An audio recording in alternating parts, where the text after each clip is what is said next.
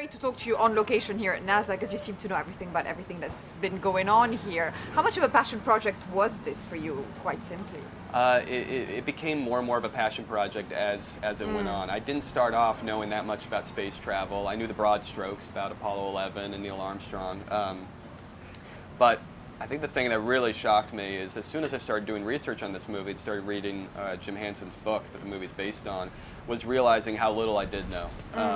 And it just made me want to know more. And so I think in doing the research for the movie, I became more and more fascinated by not just the broad strokes of the history, but the small details, the little things that I found just incredible that made the enterprise of going to the moon even more extraordinary to me. Seeing how these capsules were built, what they looked like, what they felt like, talking to the astronauts about what things tasted like, what they smelled like, the family life, Neil and Janet, what their lives were like at home, how you balance going to the moon with, you know, cleaning the pool, how you kind of find a way to lead a normal life in the midst of this extraordinary circumstance. I think all of that fascinated me and kind of, you know, certainly inspired me to tell this story. And that's the interesting angle, the contrast between how private they were in their personal lives and how public the professional life of an astronaut can be. Yeah. So how easy or reluctant were you to ask the family for more information? Because privacy is what they're about.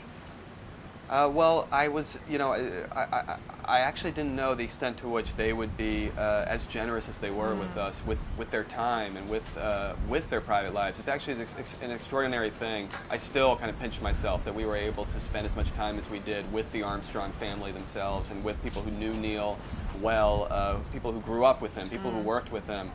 His sons, Rick and Mark, helped us every step of the way. And I think just to have their help and their support, and to be able to have spent time with Janet, Claire Foy plays in the movie, and to spend time with so many other individuals who are represented in the film, it was just, I've never had more sort of help and support on a movie than I did on this. When you're reconstructing a character with an actor you've worked before, is the directing exercise different? Do you start from scratch, or do you bring elements of what you know of the relationship? Well, I think certainly on this movie it felt like starting from scratch. It was so different for me and Ryan from what we did on La La Land together, and also I think with someone as iconic as Neil, you have this sense of responsibility. You know, you want to get it right. Of course. So Ryan just went the extra mile of really trying to internalize what Neil might have been going through that time and trying to learn what Neil knew. He started taking flying lessons. He trained at NASA with a sort of boot camp that NASA helped us set up for the actors. He went up to the farm in Ohio where Neil grew up, met with Neil's sister, met with Neil's childhood best friend, spent time with Neil's colleagues all over the country. He just did as much as he could really to learn and to soak it up, and I think that's kind of how he built the character, sort of from the ground up, one piece at a time. And finally, the visual effects were minimal in the film, and I know that was very important to you, but how challenging is it not to use a lot of visual effects? It was definitely challenging to especially to do things in camera as much as possible, to do them practically and on set. In a way, it sort of means you're still doing a lot of visual effects, but you're kind of doing them before you shoot a lot of them. So, for instance, we'd have these giant LED screens that we'd play space footage on.